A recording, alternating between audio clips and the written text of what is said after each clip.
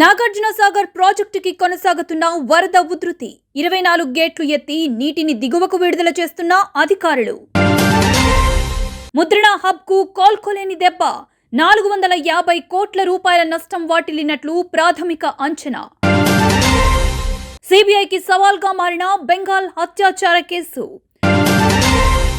బుడమేరుకు red alert, వెంటనే సురక్షిత ప్రాంతాలకు ప్రజలు వెళ్లిపోవాలంటూ అధికారులు హెచ్చరిక.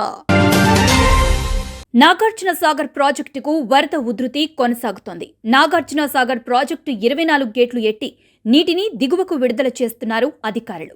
20 గేట్లు 5 అడుగులు, 4 గేట్లు 10 అడుగుల మేర పైకెత్తి 2,17,724 క్యూసెక్కుల నీటిని దిగువకు విడుదల చేస్తున్నారు అధికారులు. ఇన్ఫ్లో 2,59,730 క్యూసెక్కులు కాగా అవుట్ఫ్లో 2,59,730 క్యూసెక్కులుగా కొనసాగుతోంది. ప్రస్తుత నీటి మట్టం 585.50 అడుగులు కాగా పూర్తిస్థాయి నీటి మట్టం 590.00 అడుగులుగా కొనసాగుతోంది. ముద్రణ రంగానికి హబ్గా ఉన్న విజయవాడ వరదల దెబ్బకు అతలాకుతలమైంది. 7.5 దశాబ్దాల చరిత్ర గల ఈ రంగానికి ప్రస్తుత వరదలు భారీ నష్టాలను మిగిల్చాయి. ప్రత్యేకించి విజయవాడ శివారులోని సింగ్ నగర్, పాయకరావుపేట, ప్రకాష్ నగర్ కూడా తీవ్రంగా నష్టపోయాయి. మొత్తం 450 కోట్ల రూపాయలకు పైగా నష్టం వాటిల్లిందని ప్రాథమిక అంచనా.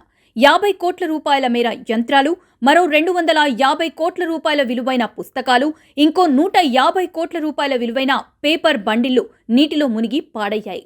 ముద్రణ రంగం ద్వారా ప్రత్యక్షంగా పరోక్షంగా ఉపాధి పొందుతున్న సుమారు 7,000 మంది రోడ్డున పడ్డారు. ప్రభుత్వం తగు రీతిలో ఆదుకుంటే తప్ప సంస్థల పునరుద్ధరణ కష్టమని నిర్వాహకులు చెబుతున్నారు. బెంగాల్ అత్యాచార ఘటనలో కీలక ఆధారాలు దొరకలేదని సిబిఐ అధికారులు తెలిపారు. నేరం జరిగిన ప్రాంతంలో తగిన ఆధారాలు లభించకపోవడంతో మరోవైపు డాక్టర్ మృతదేహం దొరికిన మరుసటి రోజు సెమినార్ హాల్ సమీపంలో రెస్ట్ రూమ్, టాయిలెట్ ని కూల్చివేయాలని ఆర్జికర్ వైద్య కళాశాల మాజీ ప్రిన్సిపల్ సందీప్ ఘోష్ ఆదేశించినట్లు సిబిఐ గుర్తించింది. అప్పుడే కీలక ఆధారాలు మిస్ అయినట్లు తాము అనుమానిస్తున్నట్లు చెప్పారు.